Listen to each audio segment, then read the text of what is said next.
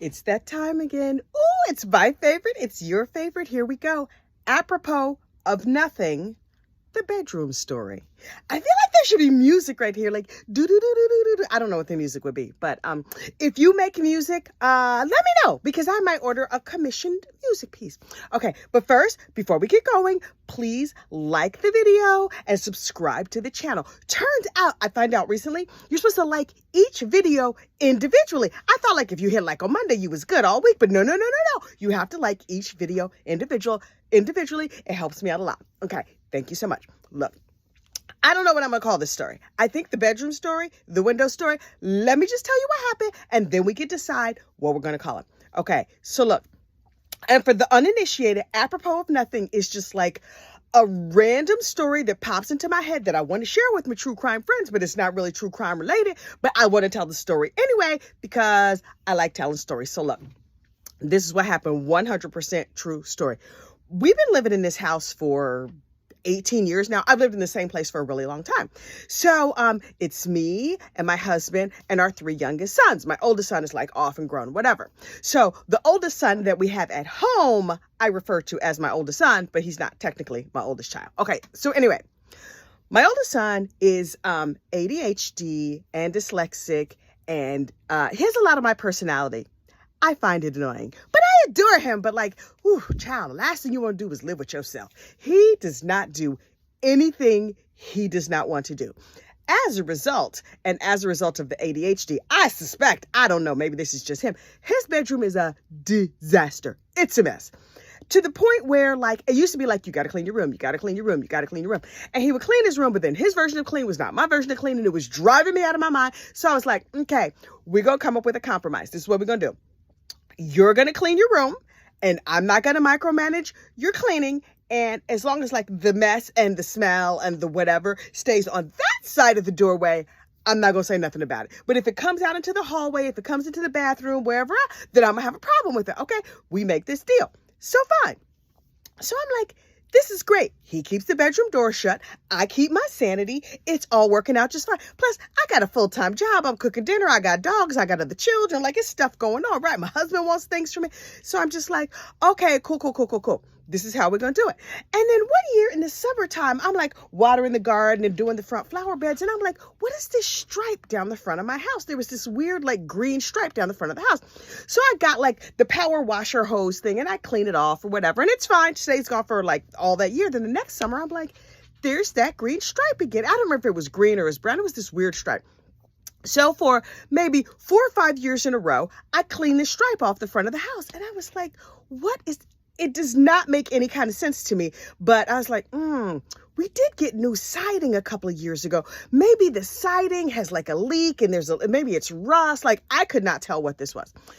It gets winter time, right? But I only noticed the stripe in the summer. And so I was like, okay, maybe it's just like something with the heat, whatever.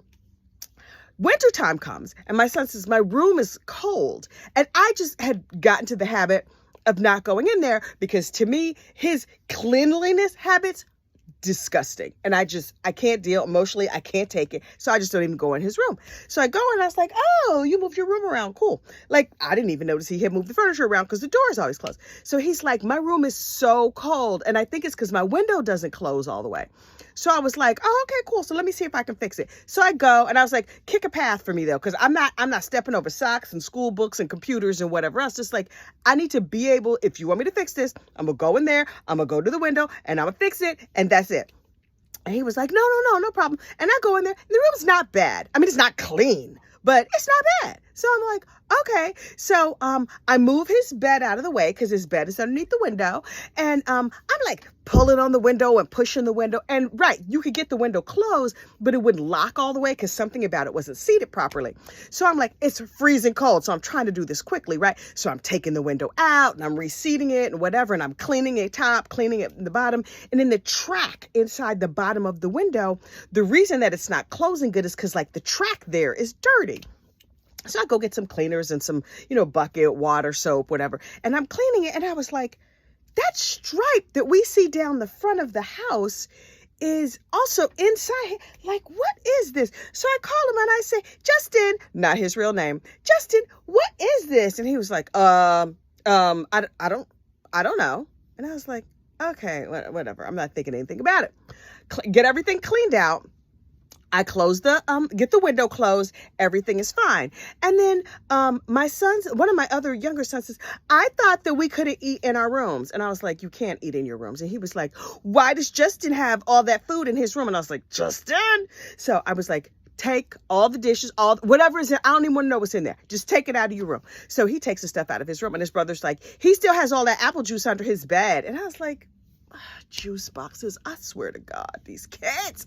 So I was like, we're not having this conversation. I don't like tattletales. I also don't like garbage in bedrooms, especially food garbage.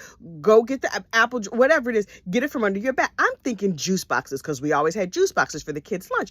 So downstairs comes like 2-3 half-gallon jugs of apple juice sealed up. And I was like, what are you, a hoarder now? And he was like, no. And I was like, how long have they been under there? He's like, I don't know.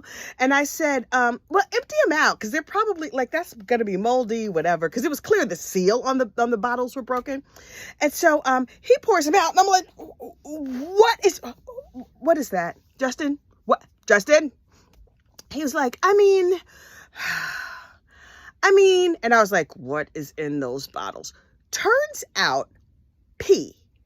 Instead of going to the bathroom, which was 3 steps down the hallway, because the kids have their own bathroom, he was peeing in apple juice bottles and leaving it in his room. He's like, but these are old. I haven't done it in a really long time. I do not care. It's disgusting. So spring comes along. The stripe is back down the front of the house, and I'm scrubbing the stripe, whatever. And then I was like, wait. There was a stripe inside his window. So I go, and I was like, listen, I'm going to go in your room, because like by now he's a teenager, right? Like 14, 15. And I go to look at the window, and I said, how's your window? He's like, I mean, it closes okay or whatever, but it's starting to stick again. Okay, let me clean it. Yeah, Ma, you should go and clean it. So I go and I clean, and I was like, something smells funny. As I spray the cleaner on it, it smells funny. I'm like, Justin, right? I'm losing my ever-loving mind. And I was like, I'm only going to ask you one time. And I expect you to tell me the truth. And if you don't tell me the truth, it's going to be a major problem. What is this? I've been cleaning this off the front of the house for years. Are you like pouring soda? Like, what are you doing? And he's just like, I've been peeing out my bedroom window. What? You've been doing what? And he was like, well, I mean, after the bottles got full, and then I couldn't get any more bottles because you stopped buying half-gallons of bottles. And so I just been peeing out my bedroom window. I was like, why didn't you just go to the bathroom? It's right down the hall. He was like, it's too many steps. I was like, how many steps? It's 4 steps. He's like, yeah, but this is no steps. This child had been standing on his bed, undoing his pajamas or whatever the situation was, and peeing out his bedroom window for years. Yeah. How I have not killed this child is nothing short of what? And he was like, I stopped peeing in the closet. You were peeing in the closet? Do you have sons? How they live to be as old as they are, I will never understand. The fact that I am just sitting here having this conversation, and this is like a hilarious story. Remember that time when Justin was peeing out the window? I belong in the nervous hospital. These children are doing their level best to send my behind to the nervous hospital with the bad attitude and the not brushing their teeth properly. You know, I don't even want to know what's happening with the ball sack, because oh my Lord, the must and the whatever that's happening in their drawers, I can't even think about it. But I'm like, he was like, no, but that was easier. Like, I found a more efficient way. Good for you for using your big words, but like, being disgusting is not efficient. He was like, yeah, whatever.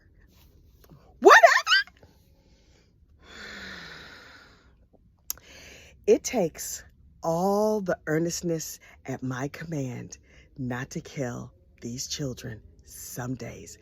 I'm just saying, if you are the mother of a son, or maybe some daughters do this, although I can't imagine the position a daughter would have to get in to pee out her bedroom window.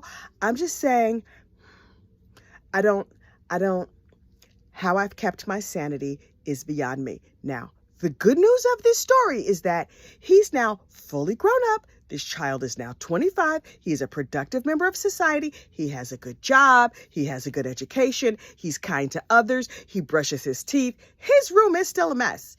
Yes, he does still live here because he's just like, I love living with the family. He's a big family guy, super all about family. And that's all really lovely. And he loves family dinner. His favorite thing is family dinner. We get together, we sit down, we talk, we have a very wonderful time.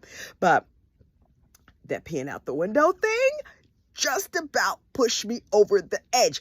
But since we had a little chat about it, which included me doing a lot of screaming in a very high register that probably only the dogs could hear, and then going and having some tea and calming down and taking several walks around the block. After that, hasn't happened again. You know how long it's been since I've scrubbed a stripe off the front of my house? It's been years. And the reason that I can tell this story and my eye doesn't twitch and I'm not just falling right out of this chair is because it's been a pretty long time since the child was peeing out the window. Or, okay, first of all, he does not live in that room anymore. Also, 100% possible that he's just found a new place to pee that I haven't discovered. And you know what I have decided to do? Not look. I'm just not going to look. He's a grown up. I mean, I see him running, like knocking people over to go to the bathroom all the time. So he does still hold it to the last possible minute. Maybe that's why going out the window seemed like a good idea. Child, I don't know. Boys are disgusting. I came home one day and there was a girl laying in his bed. And I was thinking to myself, what kind of nasty heifer wants to lay in that disgusting bed? Not the girl is terrible. Well, first of all, the girl's standards were astonishingly low if she was willing to lay in his bed. He was in high school when that happened. Number one, you're not supposed to have girls in your room. Number two, you're not supposed to sneak people in the house. Number three, no girl should be sleeping in your bed under any circumstances, no matter what. So it was a whole lot of rules being broken. But the one that struck me on that day was that I know how often he changes those sheets or doesn't change those sheets. And that heifer is just like all curled up, laid in the bed. How's she this comfortable and all that nasty? Where her mama at? These kids. He turned into a good, productive member of society. And if you have a child who's a peer, particularly into apple juice bottles or in the closet or out the window, they may also someday turn into a good, productive member of society, and you are unlikely to end up in the nervous hospital, although no promises. Okay, I got to get on to other things today. You have a great, safe day, and hug the kids when you go home. Bye.